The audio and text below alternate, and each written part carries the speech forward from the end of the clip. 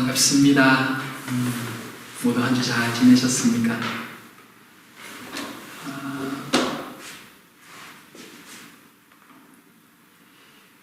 매주일 이렇게 인사 나누고 함께 예배 드릴 수 있는 사람들이 있어서 참 감사하고 행복합니다.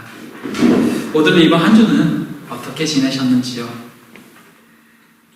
옛날에 어려운 시절에는 식사하셨습니까가 늘 인사였습니다.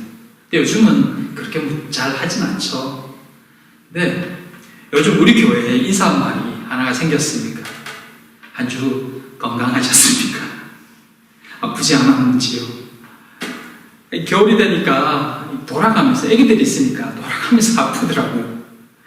그래서 이 겨울이라 그런가 그 생각도 하면서 매주 우리 식구들은 안 아팠으면 좋겠다라는 그런 바람들이 생기더라고요.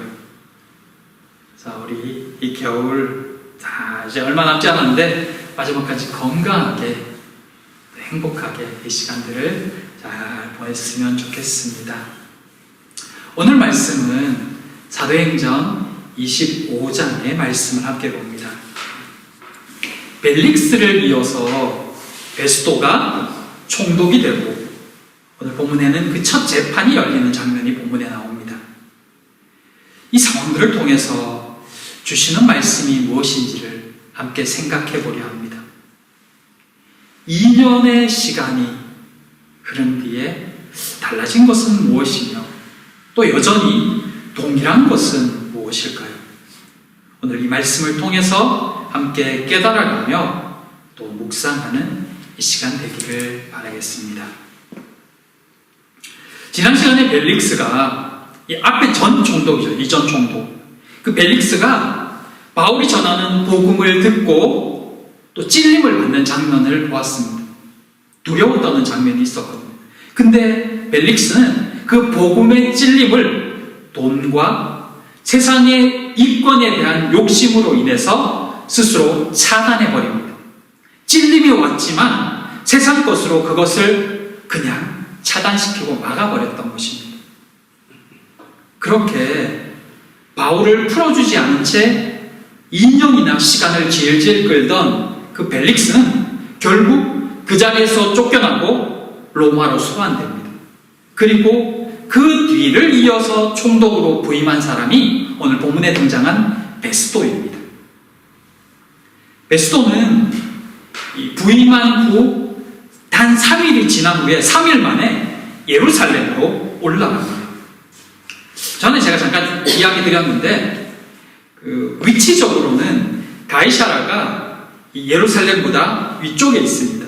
하지만 이 성전 문화 중심인 이 이스라엘의 특성상 성전이 있는 예루살렘, 또 예루살렘이 높은 고지대에 있기도 합니다. 그래서 예루살렘을 이야기할 때는 늘 올라간다고 표현하고 다른 지역은 내려간다고 표현합니다. 지리적으로는 그게 달라도 말입니다. 베스도가 예루살렘으로 올라가자 3일 만에 부임하고 3일 만에 가거든요. 예루살렘에 올라가자 대제사장들과 유대 종교 지도자들은 기다렸다는 듯이 바울을 고소하기 시작합니다. 그러면서 한 가지 제안을 하는데 그것은 2년 전 벨릭스에게 제안했던 것처럼 바울을 예루살렘으로 옮겨서 재판받게 해달라는 것이었습니다. 그 속내는 오는 길목에서 매복해 있다가 그를 죽이기 위함이었습니다. 베스도는 그들의 요청을 허락하지 않고 그들에게 가이사라로 내려와서 그를 고발하라고 이렇게 이야기합니다. 보기에는 굉장히 간단해 보입니다. 하지만 당시 상황을 이해하게 되면 지금 베스도의 대답이 결코 쉬운 대답이 아니구나, 이렇게 말하는 게 결코 쉽지 않구나라는 것을 알게 됩니다. 왜냐하면 그 이전의 총독이었던 벨릭스가 총독 자리에서 쫓겨나서 로마로 소환된 이유가 뭐냐면 유대인들을 향한 포악한 통치 때문이었습니다. 이 기록에 의하면 유대인들이 로마 황제에게 여러 차례 항의가 담긴 진정서를 제출했다고 합니다.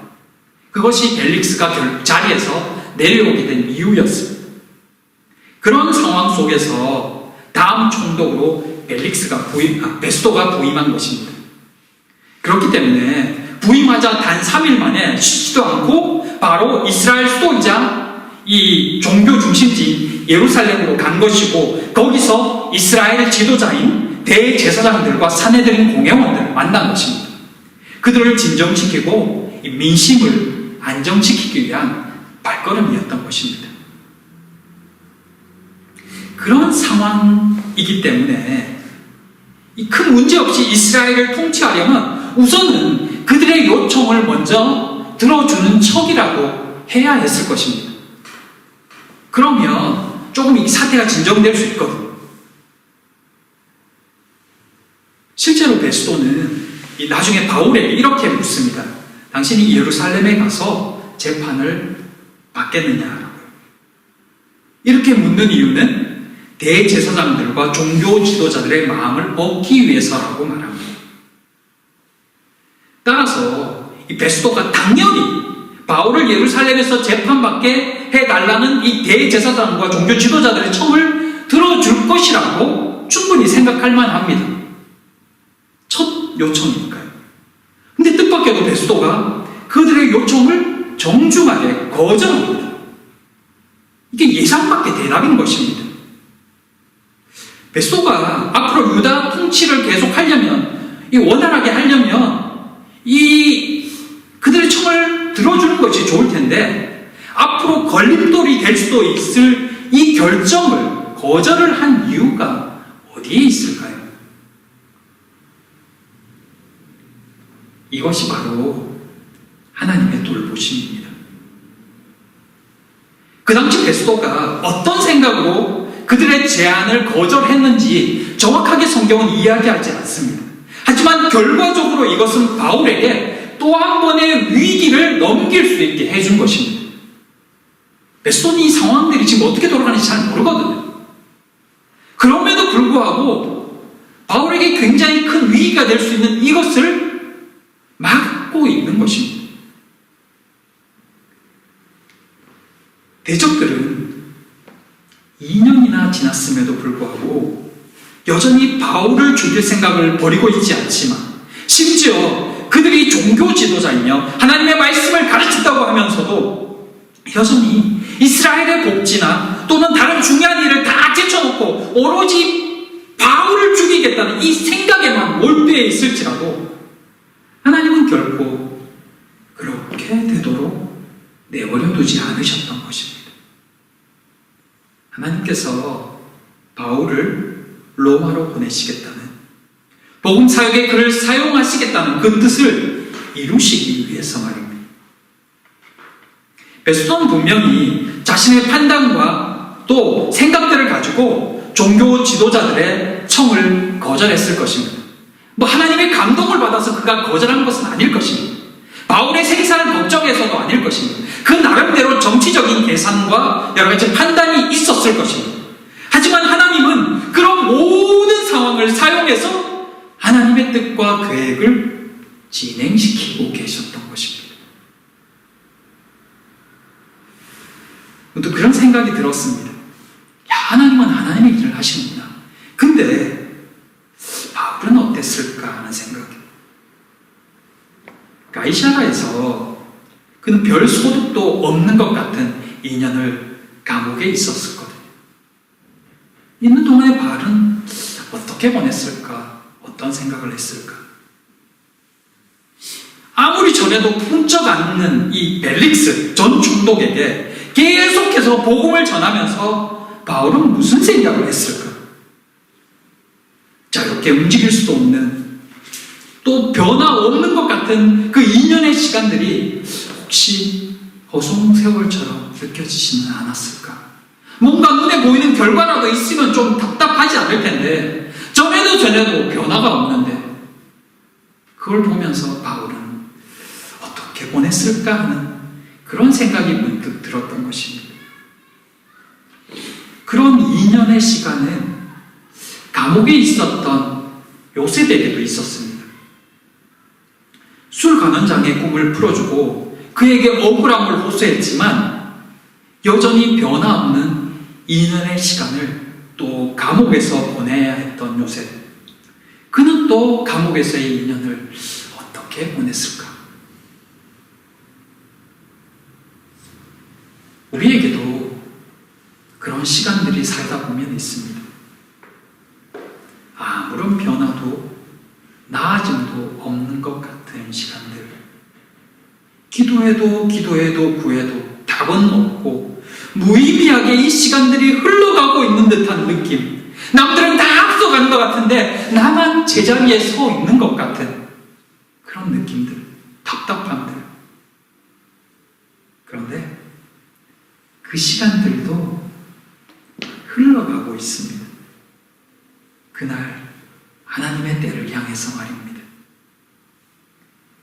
2년의 전도에도 불구하고 벨릭스는 결국 변화되지 않았지만 그것은 벨릭스에게 기회를 주시는 하나님의 시간이었습니다. 그 일에 바울이 사용된 것입니다. 그것이 눈에 보이는 어떤 결과로 나타나지 않는다 할지라도 그것은 은혜의 시간이었습니다. 사랑하는 성도 여러분, 지금 이 시간들 역시 하나님의 뜻이 이루어지는 시간이며 우리가 쓰임받는 시간입니다. 그 시간이 감사이든 혹은 변화없는 시간처럼 느껴지든지 여전히 하나님의 보호와 계획은 계속되고 있는 것입니다. 불안하고 초조하고 답답한 때인 것처럼 느껴질지라도 혹은 그런 시간을 겪게 될지라도 믿음을 가져도 됩니다. 지금도 하나님의 계획은 계속되고 있으니 말입니다. 참 좋으신 하나님이라는 것을 다시 한번 느끼게 됩니다. 바울을 사용하시는 하나님, 그 하나님께서 사랑하는 우리 성도들도 지켜주시고 사용하고 계시다는 것을 믿으며 감사를 올려드립니다. 이 베스도의 거절로 종교 지도자들은 할 수 없이 다시 가이사라로 내려가서 다시 바울을 고소합니다. 재판이 열리고 그들은 2년 전과 똑같은 제명으로 바울을 고소합니다. 하지만 여전히 확실한 증거는 없었습니다. 사실 이것 때문에 그들이 매복했다가 바울을 죽이려고 한 것입니다. 합법적인 방법으로는 바울에게 죄를 덮어 씌울 길이 없었기 때문입니다. 정말 끈질긴 사람들입니다. 그들 동안 2년 동안 생각이 바뀌지 않았으니 말입니다. 종교 지도자들, 특히 대제사장들, 그들이 누구인가요? 하나님께 하루도 빠짐없이 제사를 드리는 자들입니다. 하루도 빠짐없이 제사를, 예배를 드렸을 것인데 어떻게 2년이 지나도록 그들 가운데 미움과 살인의 마음은 바뀌지 않았을까요? 그들에게 여호와께 제사 드린다는 것은 어떤 의미였을까요? 그 마음으로 드리는 제사를 여호와께서는 어떻게 생각하셨을까요? 달라짐이 없이 드리는 그 제사를 과연 하나님은 받으셨을까요? 종교 지도자들의 그 2년의 변함없는 그 모습들을 보면서 문득 우리는 어떠한가라는 생각이 듭니다. 그래도 우리도 최소 매주 일주일에 한 번은 예배를 드리잖아요. 하나님의 말씀을 듣잖아요. 또 어떤 분들은 매일 말씀을 읽고 쓰잖아요. 그렇게 하나님 앞에서의 시간들을 보내고 있는데 그럼에도 불구하고 우리 가운데 변화되지 않는 부분들이 혹 있지는 않은지 우리는 2년 전과 지금 예배 드리는 가운데 달라지고 있는지 그들의 모습을 보면서 함께 생각해 보게 되는 것 같습니다. 바울은 이 종교 지도자들의 고발에 대해서 자신이 유대인의 율법이나 성전이나 가이사랴나 아무것도 죄 지은 것이 없다고 말합니다. 실제로 지금까지 바울이 한 것은 각 지역을 다니며 복음을 전하는 것이 전부였고, 예루살렘에서는 그나마도 결례를 행한 것 외에는 아무것도 할 시간이 없었습니다. 그러니 종교 지도자들도 아무 증거를 내세울 수 없었던 것입니다. 그 후에 바울이 이 가이사, 즉 로마 황제로부터 재판받기를 청합니다. 그렇게 청한 이유는 뭐냐면 베스도의 제안 때문이었습니다. 베스도가 바울에게 예루살렘으로 가서 재판을 받겠느냐라는 이 말을 듣자 바울이 로마 황제에게서 재판을 받겠다고 이야기한 것입니다. 그렇게 한 이유는 분명히 예루살렘으로 가는 길목에 분명한 매복이 있을 거라고 추측했기 때문입니다. 또한 베스도가 지금 바울에게 이런 제안을 했다는 것은 베스도가 지금 유대인들의 눈치를 보고 있구나라는 것을 또한 알게 합니다. 만일 그런 상황이라면 벨릭스 때와 달라지는 것이 없습니다. 그러기에 바울은 이제 그 상황을 벗어나서 로마로 가서 재판을 받겠다고 요청했던 것입니다. 이것은 로마인이 가진 권리입니다. 그 요청을 베스도가 받아들입니다. 그리고 바울의 로마행은 순식간에 결정되어 버렸습니다. 한순간이었습니다.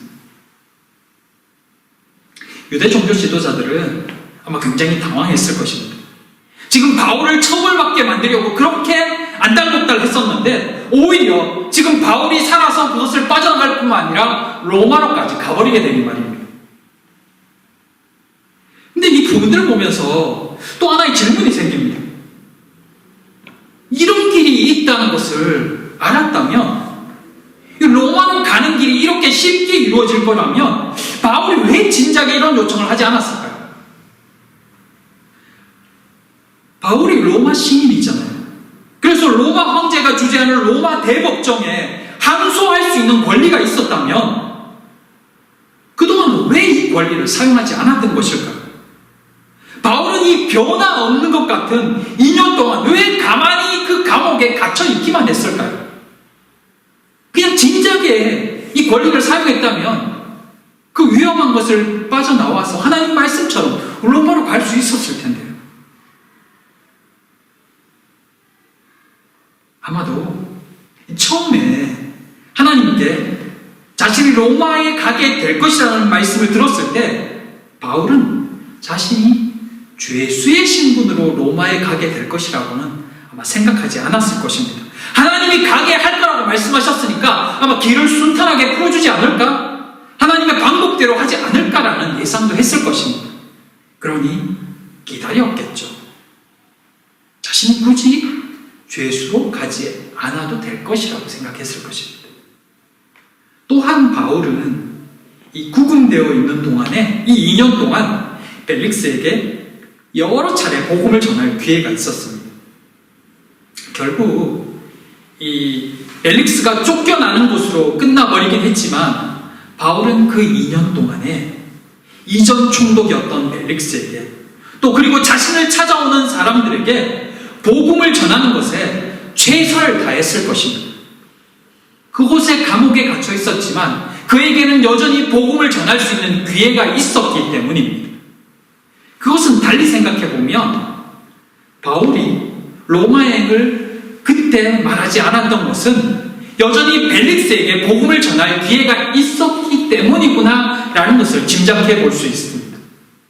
아직도 그곳에 할 일이 남았다고 생각했던 것입니다. 하지만 이제는 복음을 전할 벨릭스도 없습니다.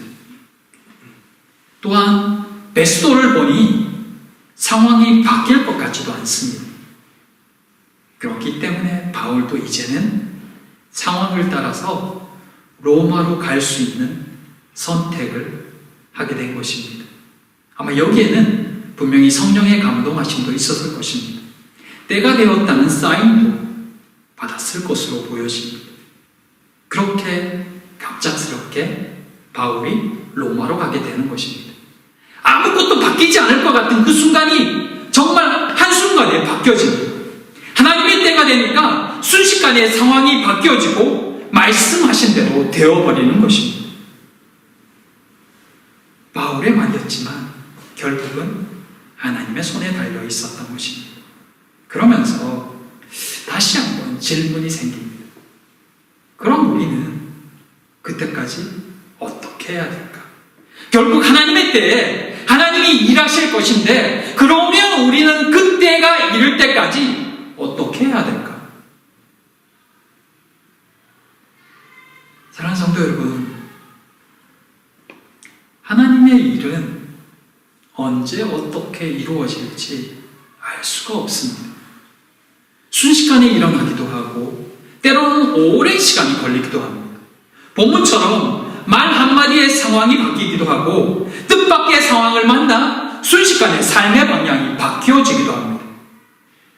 우리는 그것을 믿고 그것을 압니다.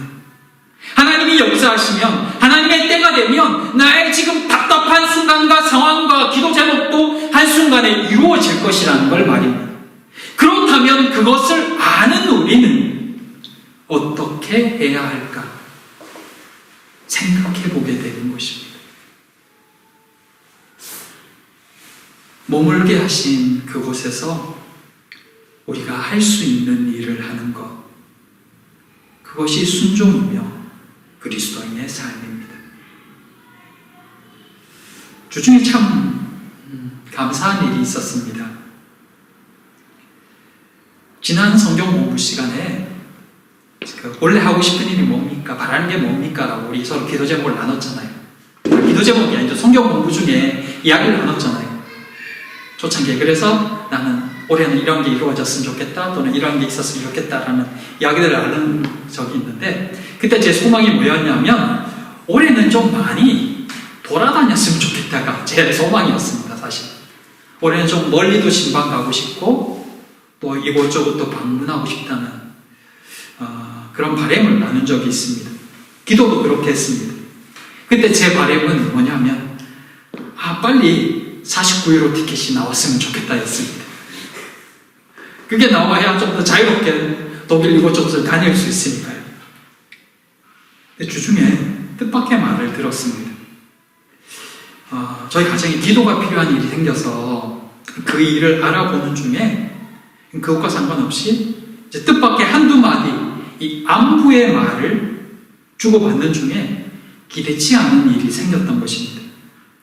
성경 공부 시간에 좀 더 자세히 나누겠습니다만은 그때 느낀 게 뭐냐면 우리의 필요가 이렇게 순식간에 채워질 수도 있는 거구나. 또 하나님이 일하실 때는 한두 마디 말을 통해서 이루어질 수 있겠구나 라는 걸 새삼 깨닫게 되었던 시간들이었습니다. 하나님이 하시면 우리의 작은 속삭임에도 응답이 있구나 하는 것도 깨닫게 되었던 것입니다. 그러면서 하나님이 이런 기도 제목을 들어주시면 이 다음엔 또 어떤 일을 준비하고 행하게 하실까라는 기대감도 같이 들었습니다. 그러면서 한편으로 앞으로의 시간도 그 순간순간 내가 할 수 있는 일을 하며 보내야겠구나라는 생각도 다시 한번 해보게 되었던 것입니다. 답답함이 있죠. 초조함이 있죠. 근데 그것과는 별개로 지금 이 순간 내가 하나님 앞에서 할 수 있는 것이 무엇인가? 하나님이 바라는 것이 무엇인가? 그걸 하는 겁니다. 그렇게 그 시간을 보내다 보면 어느 순간 하나님이 상황을 여시고 기회를 여시고 기도를 들으시고 응답하시는 것을 경험하게 되는 것입니다. 사랑하는 성도 여러분, 늘 똑같은 시간이, 변함없는 시간이 우리에게 계속 이어질 것 같지만 그 시간들, 그 상황들이 늘 그대로이지는 않습니다. 때로는 더 감사한 일도 생길 것이고 때로는 더 기도해야 될 일도 있을 것입니다. 어쩌면 순식간에 인생의 방향이 바뀌는 일을 만나게 될지도 모릅니다. 그러나 그 일 역시 하나님의 아심과 돌보심 아래 있다는 것을 기억해야 합니다. 하나님은 늘 우리를 아시며 우리의 필요를 보시고 감당할 만큼 허락하십니다. 그것이 넘치는 복이든 때로는 고난의 시간이든 하나님의 뜻 안에서 우리에게 허락하신다는 것을 기억할 때 우리는 믿음 가운데 평안할 수 있고 믿음 안에서 살아갈 수 있습니다. 하나님의 물길은 아무도 거스를 수도 바꿀 수도 없습니다. 그때는 그냥 하나님이 흘러가는 대로 하나님의 그 물길을 타고 같이 흘러가는 것이 가장 마음 편하고 또 가장 좋은 길입니다. 2년간 가이사라에 있던 바울이 이제 로마로 가게 됩니다. 그곳에서 그를 기다리는 고난도 만만치는 않습니다.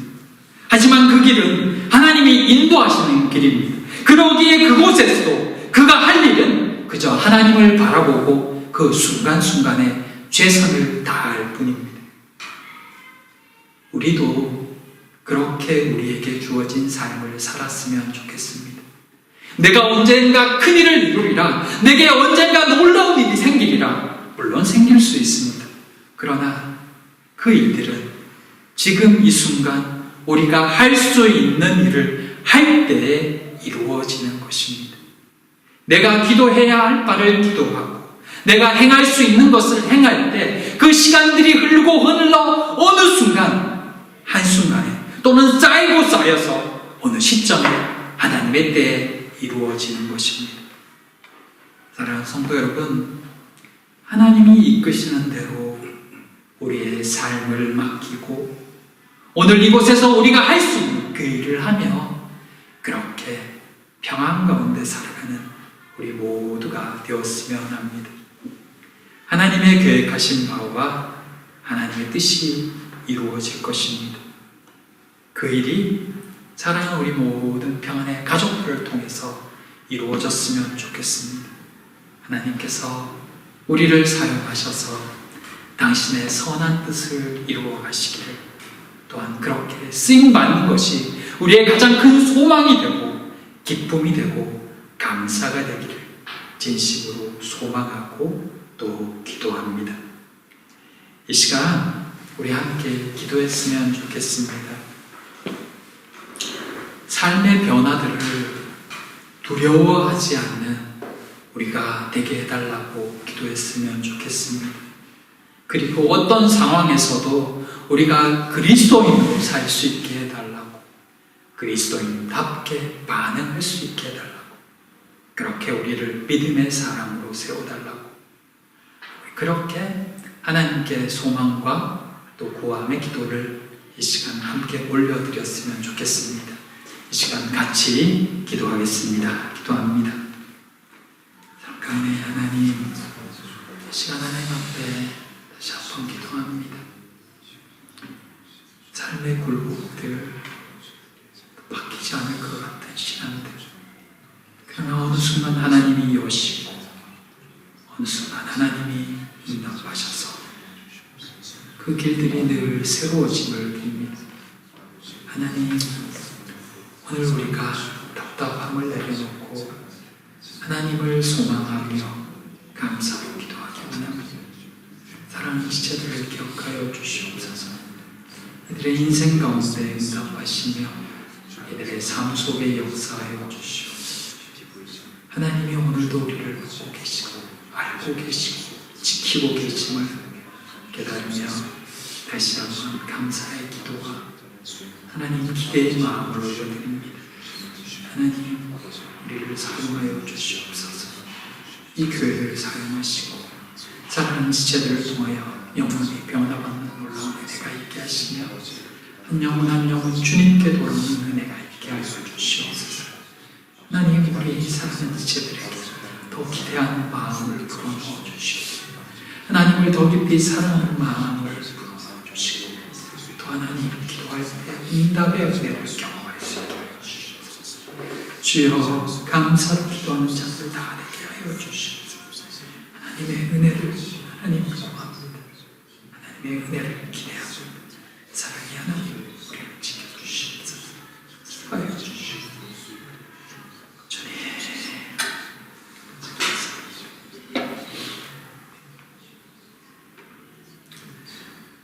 사랑과 은혜의 하나님 감사합니다. 미워하고 죽이려는 무리들과 그곳에 동조하고자 하는 총독보다 더 크신 분이 하나님이심을 알게 하시니 감사드립니다. 하나님께 우리의 삶을 다시 맡깁니다. 하나님, 우리를 사용하여 주시옵소서. 하루하루를 그리스도인으로 살기를 원합니다. 하나님, 저희를 붙들어 주시옵소서. 이 한 주도 하나님의 이끄심에 순종하는 시간들만 되기를 소망하오며 예수님 이름으로 기도드립니다. 아멘.